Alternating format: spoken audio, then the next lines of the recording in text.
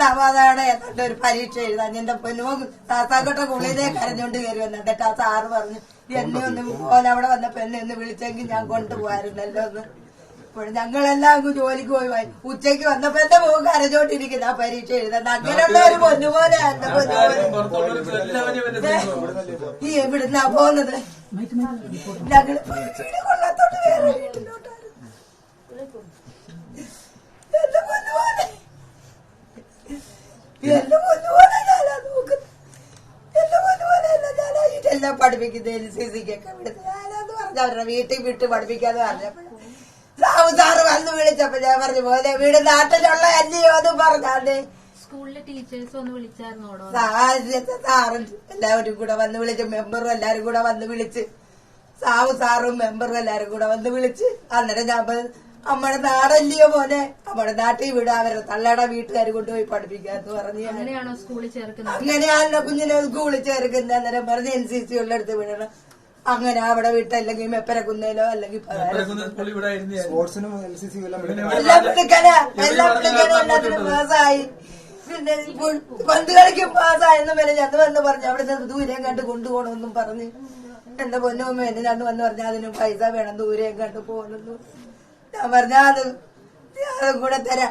അത് പാസ്സായതിന് മുട്ടായിക്ക് 100 രൂപയും കൊടുത്തു വിട്ട് എല്ലാവർക്കും മുട്ടായി വാങ്ങിച്ചു കൊടുത്തു. സ്കൂളില് ഞാൻ കൊടുത്തു വിട്ടു. എന്റെ പൊന്നുപോലെ ഇന്നെന്റെ പൊന്നുപോലെ അതിന് പോയാന്നോന്ന്, LCCക്ക് പോയാന്നോ, എന്റെ പൊന്നുപോലെ ഫുട്ബോൾ കളിക്കാൻ പോയാന്നോ.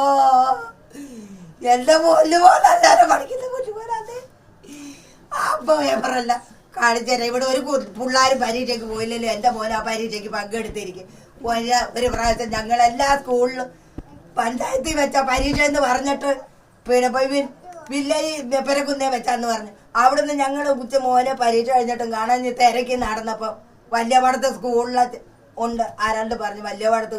ഞാൻ അന്ന് നെഞ്ചത്തിടിച്ച് കരഞ്ഞ എന്റെ മോനെ കാണാൻ തിരക്കി വന്നപ്പോ വല്യപാടത്ത് സ്കൂളിലാണ്. വേറെ ഒരു കുട്ടികളും പരീക്ഷ എഴുതിയില്ല. എന്റെ മോനെ ആ പരീക്ഷ എഴുതി. അതിന്റെ കാട്ട വീട്ടിൽ എന്റെ അടുത്ത് കൈയിരിപ്പുണ്ട്. എന്റെ പൊന്നുപോലെ അങ്ങനെ നല്ലപോലെ പഠിക്കുന്ന ഒരു പോലെ അതിനുള്ള എന്റെ പൊന്നുപോലെ കൂടെ നടന്ന് എന്റെ പൊന്നുപോലെ നല്ലപോലെ പഠിക്കുന്ന പൊന്നുപോലെ അതേ.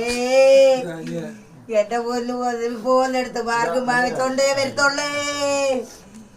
എന്റെ പൊന്നുപോലെ ആരും പരീക്ഷ എഴുതിയില്ലേലും എന്റെ പൊന്നുപോലെ ആ പരീക്ഷ എഴുതാ. അതുകൊണ്ട് എനിക്ക് എന്റെ പൊന്നുപോലെ വലിയ കാര്യമല്ലേ. അമ്മച്ചി എല്ലാത്തിനും വിടുന്നേ.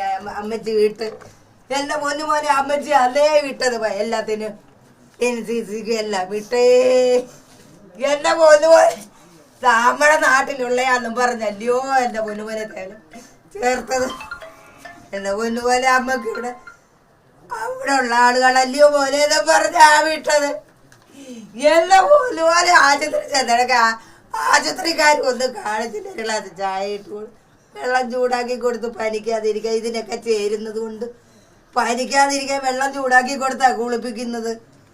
കാരണം പന്തുമൊക്കെ കളിക്കുമ്പോ ഇച്ചിരി താമസിച്ചേ വരുത്ത. ഇന്ന് ഞാൻ പറഞ്ഞു മോനെ NCC കയറി താമസിക്കുവാണെങ്കിൽ വിളിക്കണേ, അപ്പം വരും കൊണ്ടുവരാനെന്നും പറഞ്ഞ എന്റെ പൊന്നുമോനെ ഞാൻ വിട്ടത്.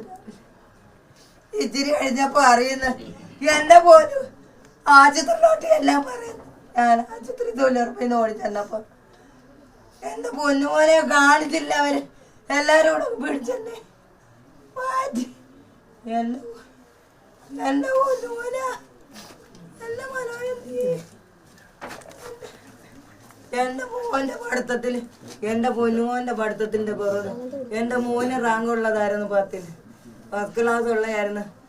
അപ്പന്റെ ഇതുകൊണ്ട് എന്റെ മോൻ പഠിച്ചില്ല. അതിന്റെ കുറവ് എന്റെ പൊന്നുമോന്റെ തീർക്കാന്ന് വിചാരിച്ച് അതേ ഞാന് അതിന്റെ കുറവ് എന്റെ പൊന്നുമോനെ 10ാം ക്ലാസ് പാസ്സായണൊക്കെ എന്റെ പൊന്നുമോന് പഠിക്കാൻ നിവർത്തിയില്ലായിരുന്നു.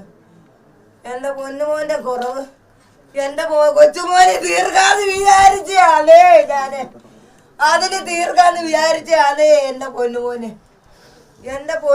അതിന് തീർക്കാന്ന് വിചാരിച്ച അതേ. അപ്പന്റെ കുറവ് മോനേല് തീർക്കാന്ന് വിചാരിച്ച ഞാന്. എന്റെ പൊന്നുമോനെ എന്റെ മിനുമോനെ ഞാൻ എവിടെ പോയാലും എന്റെ പൊന്നുമോനെ ഞാൻ കൊണ്ടുപോകും. എല്ലാരും ചോദിക്കും പോലും കൊണ്ടുപോകുന്ന ഞാൻ എന്റെ പൊന്നുമോനെ കൂടെ കൊണ്ടു നടക്കുക. എന്റെ പൊന്നുമോനെ കാരണം അപ്പന്റെ കുറവ് എന്റെ മോന് തീർക്കണം. അപ്പൻ പഠിക്കാത്ത കുറവ് എന്റെ പൊന്നുമോന് തീർക്കണം. അങ്ങനെയാണ് ഞാൻ എന്റെ മോനെ നോക്കുന്നതും വളർത്തുന്നത്. എന്റെ പൊന്നുമോനെ, എന്റെ മോനും എന്റെ മിതുമോന്